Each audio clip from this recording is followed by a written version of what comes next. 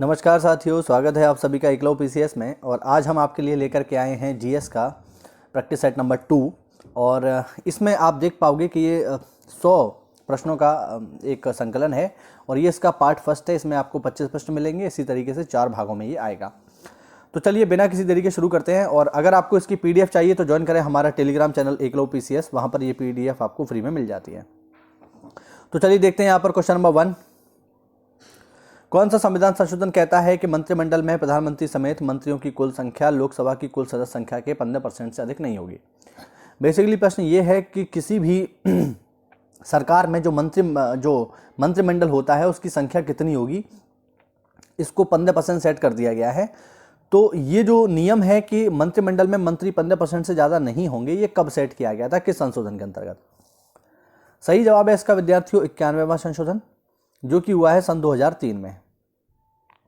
इस संशोधन में ये कहा गया है चाहे केंद्र सरकार हो अथवा राज्य सरकार हो, उसमें जो मंत्रिमंडल होगा वो मैक्सिमम आपका 15% होगा, कुल सदस्य संख्या का 15% होगा। जैसे हम केंद्र में बात करें तो लोकसभा की कुल सदस्य संख्या का 15%, और अगर राज्यों में हम बात करें तो राज्यों में जो विधानसभा होती है उसका 15% होगा। ठीक है, लेकिन यहाँ पर आपको ये भी याद रखना है कि कुछ राज्य ऐसे हैं जहाँ पर सदस्य संख्या बेहद कम है। जैसे नियम ये है कि मैक्सिमम जो विधानसभाएं होती हैं उसमें मैक्सिमम सदस्य हो सकते हैं 500, मिनिमम हो सकते हैं 60। लेकिन कुछ विधानसभाएं ऐसी हैं वहाँ पर संख्या 40 है, 50 है, तो उनमें नियम अलग से रहता है। उनमें नियम क्या है कि ऐसे सदन जहाँ पर सदस्य संख्या 40 या 50 है, वहाँ पर अधिकतम जो मंत्री होंगे वो 12 होंगे। ठीक है, ध्यान रखना इस बात को, अगर ना पता हो तो नोट कर लेना, इंपॉर्टेंट प्रश्न है ये। ठीक है, तो ये सारे के सारे नियम जो है 91वें संविधान संशोधन के अंतर्गत 2003 में जोड़े गए। आगे देखते हैं क्वेश्चन नंबर 2। यदि भारत के राष्ट्रपति का पद रिक्त हो जाए और उपराष्ट्रपति भी ना हो तो कौन कार्यवाहक राष्ट्रपति बनेगा? बेहद ही आसान सवाल है। इसका सही जवाब क्या होगा? सुप्रीम कोर्ट के मुख्य न्यायाधीश। ठीक है, अगर राष्ट्रपति नहीं होता है तो उपराष्ट्रपति जी आ जाते हैं, और मान लो वो भी नहीं है तो फाइनली राष्ट्रपति बन जाएंगे कौन? सुप्रीम कोर्ट के चीफ जस्टिस। और अभी तक केवल एक ही सुप्रीम कोर्ट के ऐसे न्यायाधीश हुए हैं, मुख्य न्यायाधीश हुए हैं जो राष्ट्रपति बने हैं। उनका नाम है मोहम्मद हिदायतुल्लाह। ठीक है, ध्यान रखेंगे, मोहम्मद हिदायतुल्लाह। ठीक है, मोहम्मद हिदायतुल्लाह ऐसे एकमात्र मुख्य न्यायाधीश रहे हैं सुप्रीम कोर्ट के जो राष्ट्रपति पद पे पहुंचे। चलिए बढ़ते अगले प्रश्न की ओर।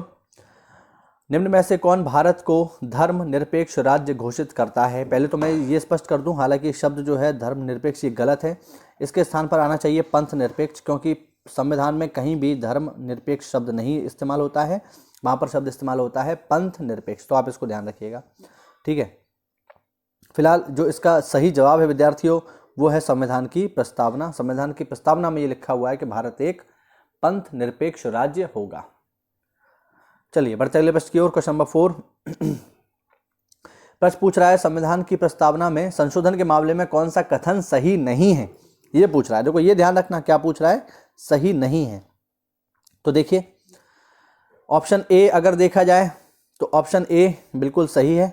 ठीक है, ऑप्शन ए की अगर बात करें हम लोग तो ऑप्शन ए बिल्कुल ठीक है। बेरूवाड़ी मामले में सुप्रीम कोर्ट ने ये कहा था कि प्रस्तावना संविधान का अंग नहीं है।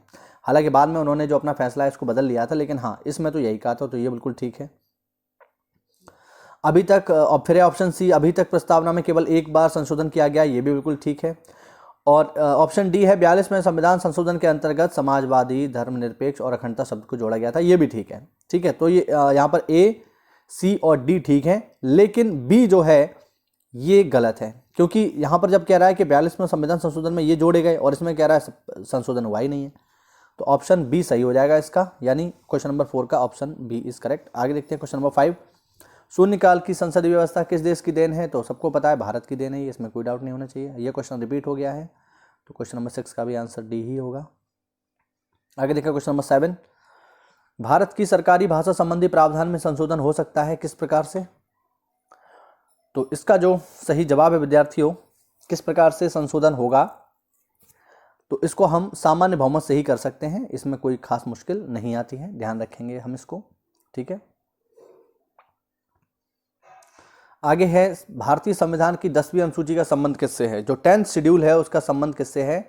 तो विद्यार्थियों जो 10वीं अनुसूची है उसका संबंध है दल बदल विरोधी कानूनों से। दल बदल विरोधी कानूनों का मतलब ये है कि मान लो कोई आदमी कांग्रेस के टिकट से चुनाव में खड़ा हुआ और इलेक्शन जीत गया।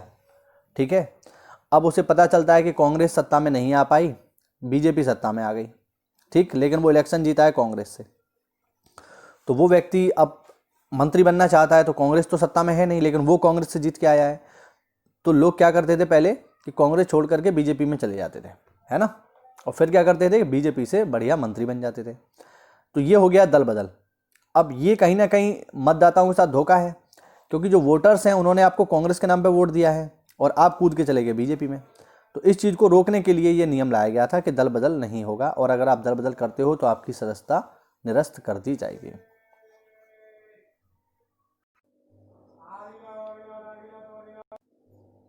अगला प्रश्न है, निम्न में से कौन संसद के दोनों सदनों में कार्यवाही में भाग ले सकता है, यानी वो कौन सा व्यक्ति है जो सदन की दोनों सदनों की कार्यवाहियों में भाग ले सकता है। ऑप्शन है मुख्य न्यायाधीश, महाधिवक्ता, उपराष्ट्रपति तथा महान्यायवादी।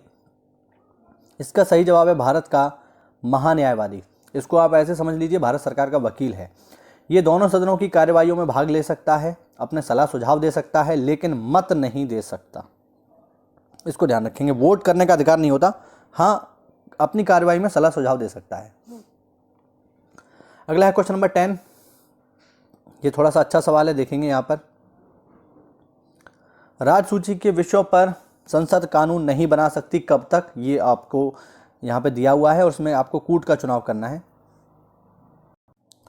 तो पहला ऑप्शन है भारत का राष्ट्रपति उसे ऐसा करने का निर्देश ना दे, मतलब जब तक राष्ट्रपति ऐसा करने का आदेश ना दे, तो ये कथन बिल्कुल गलत है। राष्ट्रपति जी का इससे कोई मतलब नहीं होता।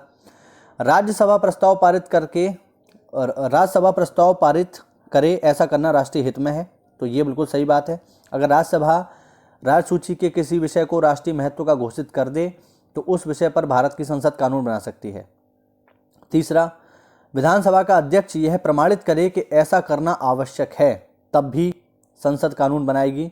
और चौथा, राष्ट्रीय आपातकाल लागू हो तब भी। ठीक है, तो इसमें देखा जाए तो 2, 3, 4 बिल्कुल सही है, लेकिन एक सही नहीं है, तो ऑप्शन ए यहाँ पर हो जाएगा 2, 3, 4। ठीक है, ध्यान रखना। कोई डाउट हो तो आप कमेंट करके पूछ सकते हैं। अगला प्रश्न है, पृथ्वी सूर्य के चारों ओर घूमती है, इस बात की खोज किस वैज्ञानिक ने की थी। बहुत ही आसान सवाल है, 10th लेवल का। सही ऑप्शन है कॉपरनिकस। कॉपरनिकस ने बताया था कि पृथ्वी सूर्य के चारों ओर घूमती है। इससे पहले माना जाता था कि सूर्य पृथ्वी के चारों ओर घूमता है। आगे देखें क्वेश्चन नंबर 13। चेचक के टीके की खोज किसने की थी। बहुत ही आसान सवाल। ऑप्शन है Alexander Fleming, Ronald Ross, James Chadwick या लुई पाश्चर। तो सही जवाब है लुई पाश्चर, ऑप्शन डी। आगे देखें क्वेश्चन नंबर 14। फोटोवोल्टिक प्रभाव की अवधारणा किसने दी थी। जो फोटोवोल्टिक इफेक्ट है उसके प्रभाव की अवधारणा। अब देखो ये लिखा है फोटोवोल्टिक, एक होता है फोटो इलेक्ट्रिक। ठीक है, तो फोटो इलेक्ट्रिक अलग है, ये फोटोवोल्टिक है। फोटोवोल्टिक की जो अवधारणा दी है वो दी है लूसिपस ने। ठीक है, ऑप्शन सी। आगे देखें क्वेश्चन नंबर 15। प्लेट विवर्तनिकी सिद्धांत किसने दिया। ज्योग्राफी का सवाल है, कोर टॉपिक से आया है, ये सबको पता है इसका जवाब। Alfred Wegener. ये हमने ज्योग्राफी में इसको बाकायदा एक्सप्लेन भी किया है, आप देख सकते हो वीडियोस में, मिल जाएगा आपको। अगला सवाल है क्वेश्चन नंबर 16। मिराज जैसी प्राकृतिक घटना के बारे में निम्न कथनों पर ध्यान दें और बताएं कौन सा कथन सही है। सबसे पहले तो मैं आपको बता दूं, ये जो मिराज है ये अंग्रेजी का शब्द है। इसके लिए जो हिंदी होती है उसे हिंदी में कहते हैं मृग मरीचिका। ठीक है, मृग मरीचिका इसके लिए शब्द है हिंदी में। मृग मरीचिका क्या होती है विद्यार्थियों, तो आपने देखा होगा गर्मियों में जब बहुत ज़्यादा गर्मी पड़ती है और रोड पे जब आप बाइक या कार लेकर निकलते हो तो आपको रोड पे जगह जगह पानी फैला हुआ दिखाई देता है। आपने देखा होगा, ऐसा लगता है कहीं पानी फैला हुआ है रोड पे, लेकिन जैसे जैसे आप उसके पास जाओगे वो आगे बढ़ता जाएगा। इसी को कहते हैं मृग मरीचिका या मिराज।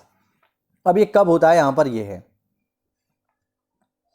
ऑप्शन है, यह एक ऑप्टिकल घटना है जो पानी की भांति भ्रम पैदा करती है और एक असमान माध्यम से प्रकाश के अपवर्तन का परिणाम है। ठीक है, बिल्कुल सही बात है ये। फिर है, यह प्रकाश के अपवर्तन के कारण होती है, तो ये भी कथन बिल्कुल ठीक है। यानी देखा जाए तो दोनों ही कथन हमारे ठीक हैं, यानी ऑप्शन सी ठीक हो जाएगा, बोथ फर्स्ट एंड सेकंड। ये दोनों ही कथन यहाँ पर ठीक हैं और इसी की वजह से मिराज यानी जो ऑप्टिकल इल्यूजन है या एक प्रकार का मृग मरीचिका है, ये उत्पन्न होती है। आगे क्वेश्चन नंबर 17। कौन सा कथन केशिका क्रिया के सिद्धांत में शामिल है। अब देखो केशिका क्रिया क्या होती है, इसमें क्या होता है कि यदि आप केश नली में पानी भरो तो वो क्या होता है, ऊपर चढ़ जाता है। ठीक है, केश नली क्या होती है, तो बिल्कुल मनुष्य के बाल जितनी पतली अगर आप एक नली बनाइए और उसमें आप पानी भरोगे तो वो पानी ऊपर की ओर चढ़ने लगेगा। ये होती है केश नली और यही है केशका का सिद्धांत। इसका बहुत ही सिंपल मैं आपको एग्जांपल अगर दूं कि यदि आप तौलिया का एक सिरा पानी में डुबा दीजिए तो आप देखेंगे धीरे धीरे करके पूरी तौलिया गीली हो जाती है, ठीक है। ये केशका क्रिया के कारण ही होता है।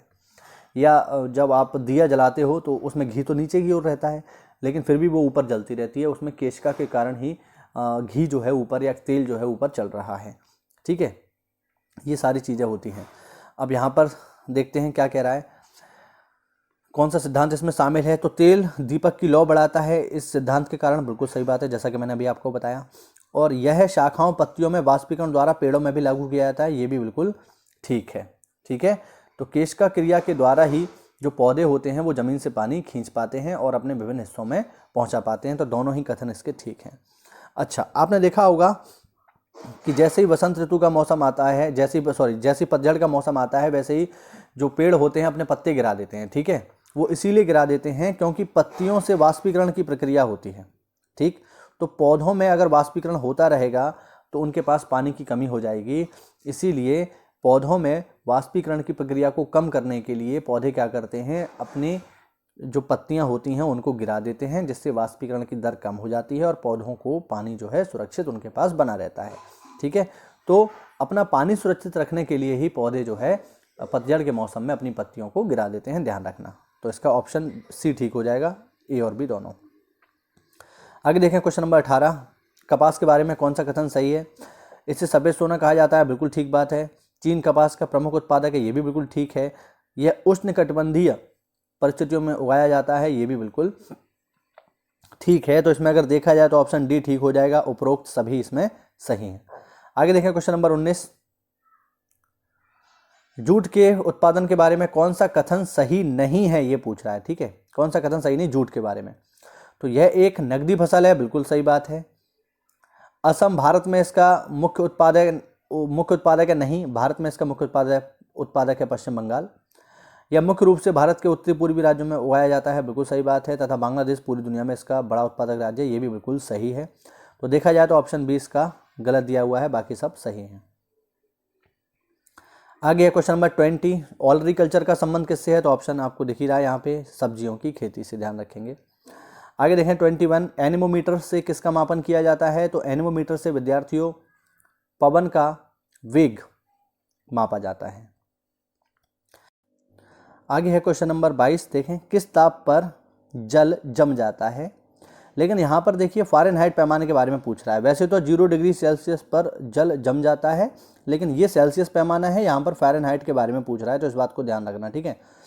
तो अगर हम फ़ारेनहाइट पैमाने में बात करेंगे तो जल जो है 32 डिग्री फ़ारेनहाइट पे जम जाता है, ठीक है। ये फ़ारेनहाइट के बारे में है, तो आप ध्यान रखेंगे, सेल्सियस के बारे में नहीं है, तो इसका जवाब 0 नहीं होगा। आगे देखिए क्वेश्चन नंबर 23, 1857 में पराजित होने के बाद नाना साहब कहाँ पलायन कर गए थे। तो 1857 की क्रांति के बाद बहुत सारे ऐसे लोग थे जिन्होंने भारत को छोड़ दिया था और नेपाल में शरण ले ली थी, जिनमें नाना साहब हैं। इसके अलावा बेगम हजरत महल, आपने नाम सुना होगा, ये भी नेपाल में इन्होंने शरण ली थी अंग्रेजों से बचने के लिए। आगे देखिए क्वेश्चन नंबर 24, विरूपाक्ष मंदिर की शैली क्या है, मंदिर को किस तरीके से बनाया गया है। तो देखो ये सारी की सारी शैलियाँ इंपॉर्टेंट हैं, मैं एक स्पेशल वीडियो बनाऊंगा मंदिर निर्माण कला शैलियों पर। फिलहाल अगर हम इसके आंसर की बात करें कि विरूपाक्ष मंदिर किस शैली का बना है, तो ये द्रविड़ शैली में बना है, ध्यान रखेंगे। आप मुझे कमेंट करके बताइए विरूपाक्ष मंदिर कहाँ पर है।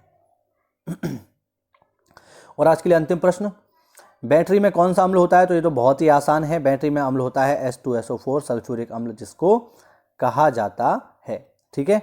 तो ये है हमारे सारे के सारे चैनल्स के लिंक्स, आप देख सकते हो। अगर आपको फ्री PDF चाहिए तो ज्वाइन करें हमारा टेलीग्राम चैनल एकलव्य PCS। और हम ऑफलाइन क्लासेस भी चलाते हैं, और हमारी ऑफलाइन क्लास का नाम है एकलव्य अकेडमी कासगंज में है ये हमारा कॉन्टैक्ट नंबर है, कोई भी इंक्वायरी होने पर आप इससे पूछ सकते हो। तो चलिए, अगर वीडियो अच्छा लगा हो तो वीडियो को लाइक करें, चैनल को सब्सक्राइब करें। मिलते हैं अगली क्लास में, तब तक के लिए जय हिंद, जय भारत।